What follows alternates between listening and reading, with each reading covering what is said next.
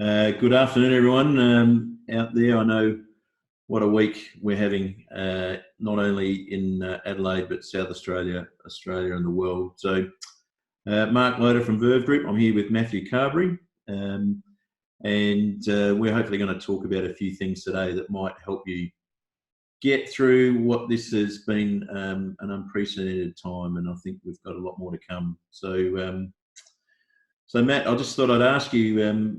What's the state of play when it comes to Verve Group? What are we doing? How are we helping employees and our clients at the moment? Yeah, thanks, Mark. It's obviously a little bit of chaos out there in the outside world at the moment, but luckily for us, we're probably one of the ones that can almost business as normal. So last week, we've with the social distancing measures coming in, we've got most of our employees working from home. A lot of our work is in the cloud, so we're able to pick up our computers and sit at home and work as normal. So I think there's 3 of us in here at the moment at work. So and we've certainly got 1.5 metre. One in self-isolation, yes. One in self-isolation there, but we've certainly got 1.5 metres between us here at work. So and where possible from a client point of view, we're doing all our meetings via phone and Zoom, which is what we're filming this on. So which is a great tool for clients out there. If you can access Zoom, it's like Skype. It's a great tool in times like these. So yeah, that's working well. Employee-wise, obviously, I think a big issue that's going to hit a lot of people in isolation or being forced to work from home is that camaraderie. So I know we're doing daily get-togethers via Zoom with our team just to make sure we're all communicating and no one's left on their lonesome. So and we're keeping on top of all our work, which is fine. So I think from our point of view, Mark, we're going to power ahead. There's plenty of work to be done at the moment from a financial planning side with the markets the way they are, and obviously business and personal side of view with job losses and businesses struggling. So it's going to be a busy few months, I dare say. So but in regards to business, there's obviously a lot of commentary out there about these stimulus packages that the government's putting out. Any thoughts on those? Yes, thanks, Matt. I'll just bring this up on the screen. So, in terms of the packages that have been announced by the federal government, of which there's been 2, they both passed Parliament last night. So these are now law. But in terms of businesses, there's basically 5 areas where the government is trying to help, and obviously they're trying to assist businesses with cash flow. They want businesses to be able to keep their employees as much as possible, but we all know that that's going to be tough to do. But the 5 areas are boosting cash flow for employers. Now, a lot of people have heard about this. This is the initiative where you can claim back up to $100,000, which is 100% of the PAYG withholding, which is up from the 50% that they initially announced when the 17.6 billion package was offered. So what I think clients here just need to know is that if they want to, a lot of our clients are asking, how do we get this? Really, all you have to do is lodge your BASs as per normal with your gross wages and your PAYG withholding. The first one will be the March BAS, which you will lodge in April. So we'll see some flow from that sort of late April. So nothing really in between now and then, though. So our advice is just complete your BASs and get them in as early as possible. And these measures, Mark, go all the way through to October for that pay-as-you-go relief? Yes, so essentially it starts from 1 January this year. So the March one is going to be 300%. So to take into account that it's January, February, and March.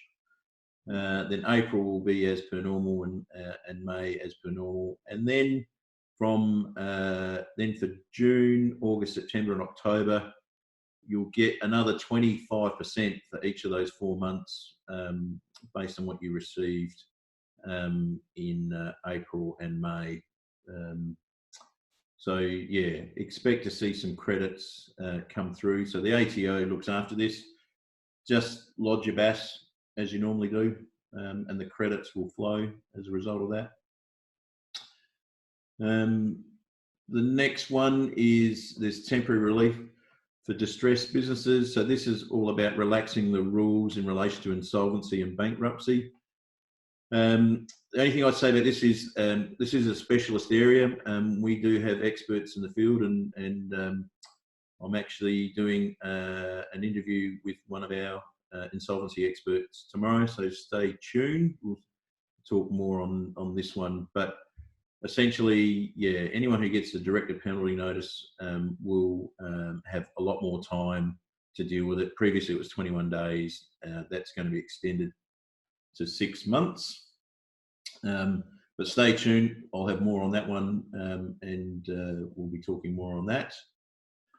The next one, instant asset write-off. That's for assets that was previously 30,000, increased to 150. I think this one has limited benefit, given that we're all about trying to keep cash at the moment. So really, it's only very, very cashed up businesses that will take advantage of this, and that's up until 30 June 2020.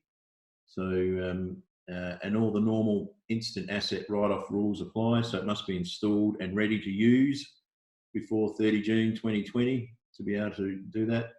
And we're getting a lot of queries about cars. So, does that fall into this? Yes, it does. But the cars have limits, the depreciation limits, and they still apply. So, you can buy a $100,000 car, but you can't depreciate all of it. You're still limited to the 57,000. Business investment. Again, this is businesses, if have got assets more than 150,000, they're accelerating depreciation, so you can get a 50% deduction, and then the balance is depreciated at normal depreciation rates. Again, you're talking about spending big money on assets, so again, I think that might have limited support. This one here, supporting if anyone has apprentices or trainees, the government will provide a subsidy of 50% for the wage for the 9 months from 1 January to 30 September. So they'll be reimbursed a maximum of $21,000 per eligible apprentice or trainee. So that's about $7,000 a quarter. So it does, if you don't have one and you do want to put one on, you can get it if you start now. But yeah, if you put apprentice on, you want to make sure you've got the work for them. This one here, they're talking about regions in Australia that have significantly affected. We don't know much about this and what they classify as a region that's significantly affected. I would think something like Alice Springs would be one of those, where tourism is basically being decimated, as well as hospitality. So two of the biggest industries in a town like Alice Springs. So we'll keep people advised on that, but we don't have much more than that at the moment. So they're the main ones for business. If you want to read more of those, there's the website treasury.gov.au, and click on support for business. And of course, if you've got any queries on any of those, feel free to ring any of us at Verve Group, and we'll answer your queries. But Matt, there was also initiatives for individuals and households. What's the government proposing in relation to that?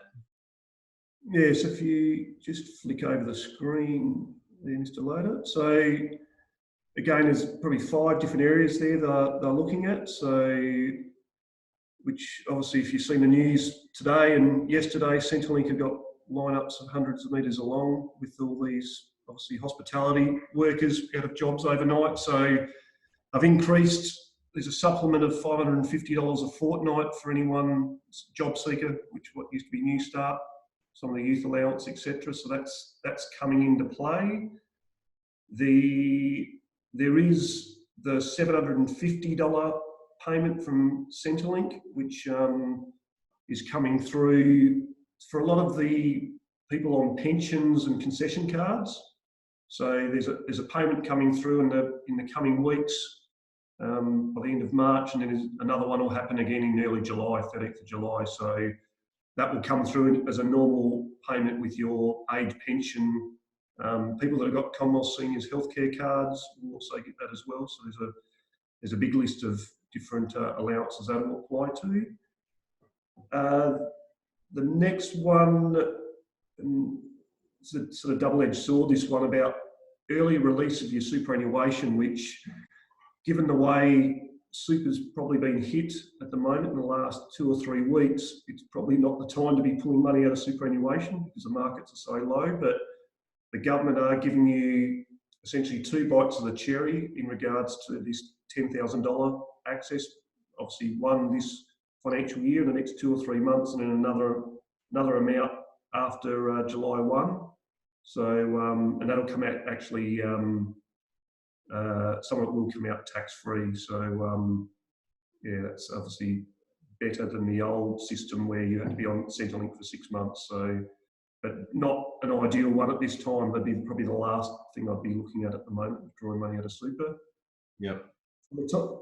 Retirees out there, they did this back during the GFC where they reduced how much you had to draw out of your account-based pension, or back then was allocated pension. So